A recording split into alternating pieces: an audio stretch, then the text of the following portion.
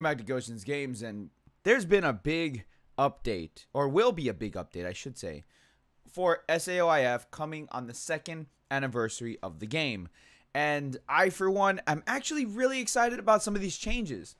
So make sure you hit that like button, subscribe if you guys are new, and let's talk about all the changes that are coming, and one mode that is coming that I've been saying I've been wanting for quite some time. After the intro.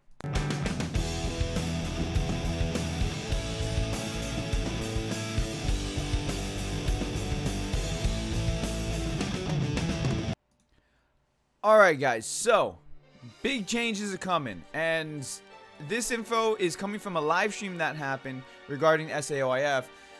It's being translated, or been translated, by the guys over in Discord. Now, a couple quick things real in there. Let's get through the fluff so that way we can get to the actual stuff that I care about that's actually game changing for the game. Lisbeth is coming as an assist character. I mean, she should have been here already on her birthday, but I guess for whatever reason they decided not to put her there. And for me, it doesn't really matter. I don't use the assist characters anyways, but those of you guys who do use the assist characters, Lisbeth is coming as one of the assist characters. We're getting new fish. I mean, they like fishing in this game. For me, I mean, fishing's a great way to get materials if you guys want to do that grind. It's there for you. But we have fish designs that look like it was art contests. Oh no, I'm sorry. No, they're images that are being turned into acrylic keychains. Never mind. Never mind. For a second, I thought we were getting like a Pokemon crossover because one of them looks like a Pokemon. But no, they're not new fish. I'm sorry. It's keychains. Let's see. There's so the Alicization Gacha is getting a second roll. If you guys already did it, then you'll be able to roll on it again. And then, so now let's get into the actual stuff that I care about. The stuff that's big. Awakenings. We talked about Awakenings before. I briefly mentioned it. They didn't give us a lot of information as to which abilities might be awoken. I've given my thoughts on how, or the abilities that should get Awakenings, because it would bring new life into old skills and make them relevant. But Awakening skills. So, skills with awakening option can be awakened by using materials. They don't say how we get those materials. They don't say how many materials, anything like that. It just says by using X amount of materials. So, we'll wait and see on how we can acquire those materials. Hopefully, it's nothing crazy rare like the freaking rare weapons. They'll probably implement the Medal of Combat Arts. Because I know a lot of people have been stockpiling those, and they keep asking me, what do I use them for? You know, I already got everything else.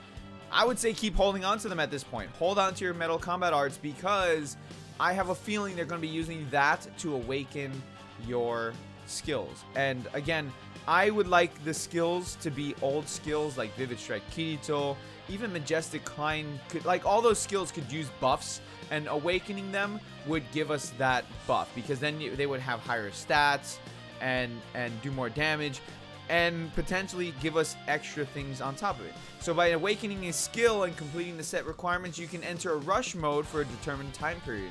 In rush mode, both attack and movement speed will be increased. During rush mode, all the effects of the skill acquired by awakening it will activate at the same time. So that leads me to believe what I said before in a prior video. I'll go ahead and I'll link that video at the end of this one. The prior video where I mentioned that if they awaken skills, maybe we can get bonuses or buffs from those skills. Because, for example, Vivid Strike Kirito does extra damage when the enemy's defense is lowered. So maybe if Vivid Strike Kirito gets awakened, and I'm using this as an example, it's the same example I used in the other video, but if you awaken Vivid Strike Kirito, then maybe it gives a bonus effect to your basic attacks that lower the enemy's defense. And then if that's the case, then Vivid Strike Kirito, the bonus effect that's on that one, that allows you to do 25% extra damage with that skill when the enemy's defense is lowered, then that bonus can actually activate for once instead of having to rely on a different skill. I think that would be fantastic, because it would give like a whole new build set to work around. And I also mentioned that I would like it to be, you can only choose one skill awakening at a time, meaning that, like, if you have multiple skills that have awakenings, you can only use one. So you would have to pick which one you put into the slot. So like the slot next to, say for example, your switch. So you still have your switch skill, but then you have like another slot where you would, so if you had multiple skills with awakenings, you put whichever one you wanted on that awakening slot, and that way you can activate the awakening once it's filled up, just like the switch mode goes. I think that would be the best way to handle it instead of just like giving it so, oh, you can activate every single rush mode, and I think that would be kind of overkill. They're also obviously going to be increasing level capacity, weapon proficiency, and they're going to be giving new player faces and hairstyles so we can customize their characters further. They're also going to be showing remaining battery life on the game, which I think that's kind of a nice little improvement, because then it allows us to know, hey, you should probably charge your phone now, and, you know, instead of waiting until it's pretty much dead, which I know a lot of people already do. Not sponsored. They also rolled more dice, so the current amount of free rolls that we will be getting during the 2-year anniversary is 128. Now I don't know if they're going to increase upon that even more, but that's the thing. Also, subquests XP were multiplied by 49, which was decided by rolling dice as well. That's kind of crazy. I wonder if that's the reason why we have a ton of XP at the moment. I don't know. I might have missed that memo. I took a bit of a break when it came to doing SAO content because it was pretty dry for a bit. But you know what? Right now is a great time to level up. I've already done videos on that. I've done live streams doing that. Right now is a great time to level up. So take advantage, guys. Take advantage. Next up is a new event that I'm hoping stays forever. And I'm hoping they use this event to,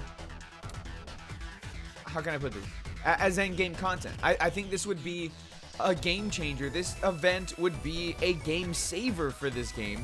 It would be so much fun to do, and I've been wanting this event for a long time. And the reason why I've been wanting this event for a long time is because I had this event in this game. Now, you guys who are new might not know what I'm talking about. Those of you guys who have been here for a while might have an idea, but you probably still don't know what I'm talking about. So that is a new type of event which is currently in production, planned for 2020. They don't know what month. I would say March, because that's the 2nd anniversary for global. It's a multi-layer battle event, a defense battle, basically an enemy rush, which could also turn into a boss rush of sorts. Described as an event where big number of monsters will rush and attack players, and it's not a guild limited event. Now, if you guys are unaware as to what kind of event this would look like, then I will leave a link to you guys, or for you guys, at the end of this video, and that link is a video where I got stuck in the game.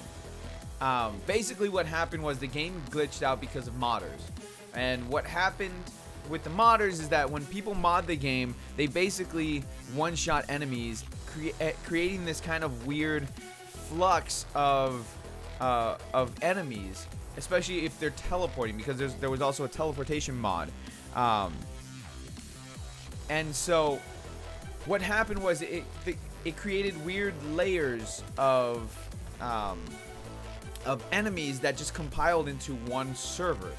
And if you guys are unaware of the way that this game works, the game works in kind of a layered server system where not everybody is in the server at the same time, even though they're on the same server.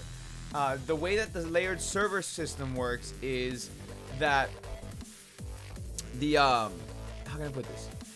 The way the layered server system works is that you can be in the same server, but to reduce lag and to reduce the amount of, I guess, players in one area to help with that said lag and to help with farming and stuff. So that, because imagine if everybody's on the same server and in the same location, you would never be able to farm. So to kind of layer it allows you to be in one server within the server where somebody else is in another server within the server, so you guys can farm freely without any issues. Now, the problem that happened was when people started teleporting and killing the enemies and all that stuff, they created this weird influx of spawns in a server within the server, and I got stuck there. I couldn't do anything. And the reason why I got stuck there was because there were thousands of enemies in that one server, and I could not leave.